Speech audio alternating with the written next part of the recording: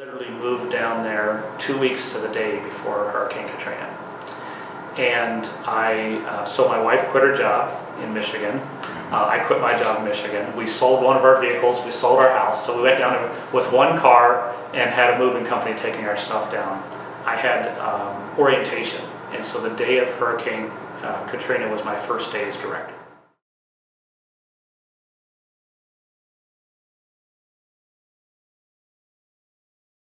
The water from the Gulf started coming up and backing up in the stream and started flooding the back end of the property, which had never happened before in their history. And nobody ever expected water to come in, so it started coming in the back door. And we started putting sandbags, and because we had the military, we had sandbags, and so we started sandbagging everything. Unfortunately, our generator was back here. You can see the loading dock area. Our generator was here. Our loading dock was there. The loading dock was 4 feet high. So when water started coming in the building, we knew at that point that the nursing home was half underwater. Fortunately, everybody had been, we moved everybody. So we said, okay, there's no way it possibly can come in the building. That's 4 feet. The front of this entrance was 32 feet above the floodplain. So it was far above the floodplain. So we thought, no way ever would water go that high.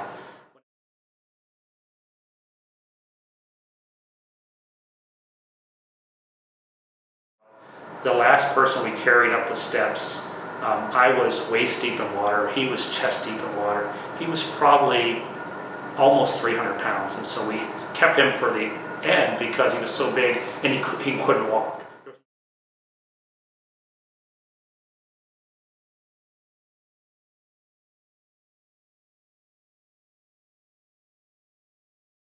The storm shutters, the structure blew out completely, and there were waves coming in the building at that point. So we had, everything coming in the building, and the furniture in the lobby was mostly floating. Anything that could float floated. So the current was pretty hard, and we had some of the military people. Their sole job was to stand around us as we were helping residents and keep furniture from hitting them. And they would just push the furniture down the hall, and then the water would come back, the furniture would come back out into the lobby, and then the water would come back. And it's just like, just like things are floating in the sea, they float in the building too. I never ever envisioned anything like that would happen. Just, the building is breathing at that point. So I don't know how to describe it, but there's a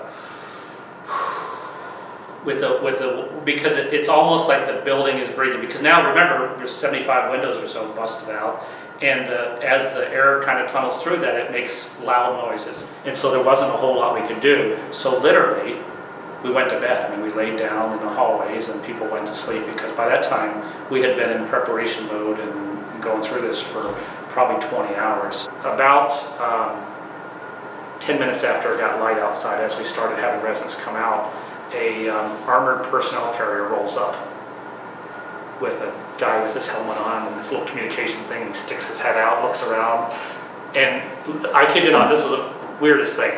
The back of it opens up, he drops this gate, and out comes 2 people.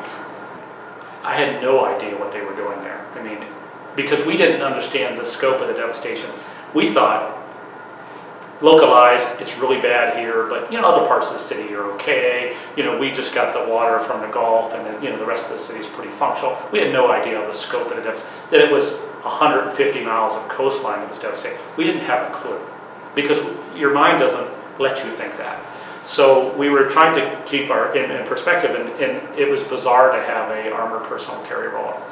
So the guy got out, he introduced himself, asked for the director. I came up and talked to him. He was a doctor, and he said, we have 450 body bags here, and we're here to handle any of your deceased. They assumed that they knew the scope of the devastation by then. They assumed we had lost a lot of people, because they knew at least that our nursing home was under building. So they assumed that we lost all of our nursing home residents, and they literally sent them with enough body bags for almost everybody.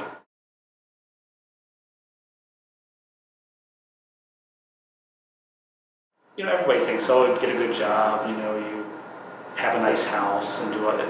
none of that's actually important. You know, your relationships with people are important. Your time you spend with your family is important. So all those things have a different meaning.